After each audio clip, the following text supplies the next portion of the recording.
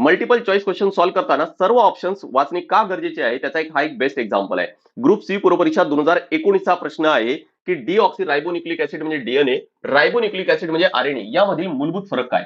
आता जर मूलभूत फरक थोडक्यात सांगतो आणि त्यानंतर आपण प्रश्न सॉल्व्ह करू. बघा डीएनएचा स्ट्रक्चर कसा आहे, हा असा आहे, ज्याला आपण म्हणतो की डबल हेलिक्स आहे, इथं ना 2 धागे आहेत, तर आरएनए मध्ये ना सिंगल धागा आहे. आणि यामध्ये मग आहे काय, तर असे ना नायट्रोजन बेसेस असतात या पद्धतीने. इथं सुद्धा काय, तर नायट्रोजन बेसेस आहेत या पद्धतीने. राईट. आता यामध्ये नायट्रोजन बेसेस कोणते आहेत, तर इथं आहे ना ऍडेनाइन सोबत थायमिन असतो, सायटोसिन सोबत ग्वानिन असतो. यामध्ये नायट्रोजन बेसेस कोणते आहेत, ऍडेनाइन सोबत युरॅसिलची जोडी असते आणि सायटोसिन सोबत ग्वानिनची जोडी असते. नेक्स्ट आहे काय की इथे हे जे 2 धागे बनलेले आहेत, हे बनलेले आहेत कशापासून, डीएनएचा लॉंग फॉर्म इथं दिलेला आहे डीऑक्सी रायबोन्युक्लिक ऍसिड. म्हणून इथं जो धागा बनलेला आहे तो शुगर आणि फॉस्फेट पासून बनलाय. शुगर आहे कोणती, डीऑक्सी रायबोज. इथं लक्षात ठेवा, शुगर आहे कोणती, डीऑक्सी रायबोज.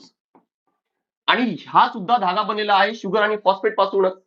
पण इथं जे शुगर आहे ते शुगर कोणतं आहे, रायबोज शुगर आहे. लक्षात ठेवा, इथं आहे रायबोज शुगर. आणि हा जो शुगर आणि फॉस्फेट आहे ना, याला एक कॉमन वर्ड आहे न्यूक्लिओटाइड.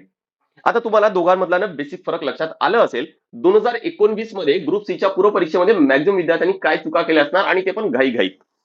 शर्करेचा आणि नायट्रोजन बेसचा प्रकार हा वेगळा आहे का, बघा शर्करा वेगळी आहे, नायट्रोजन बेस इथं थायमिन आहे, इथं युरॅसिल आहे. आणि बरेच विद्यार्थी याला मार्क करून आले असतील आणि तिथं बऱ्याच विद्यार्थ्यांनी चुकवलं असणार, मार्क्स आहे त्यांचा गेला असेल. करेक्ट. पण हा आन्सर नाहीये. तुम्हाला वाटत असेल हा जरी बरोबर असेल तरी पण यापेक्षा ना बेटर ऑप्शन बघा कोणते आहेत. शर्करा आणि फॉस्फोरिक आम्ल नाही, फॉस्फोरिक आम्ल दोघांमध्ये सारखा आहे. इथं पण नायट्रोजन बेस आणि फॉस्फोरिक आम्ल हा पण येणार नाही.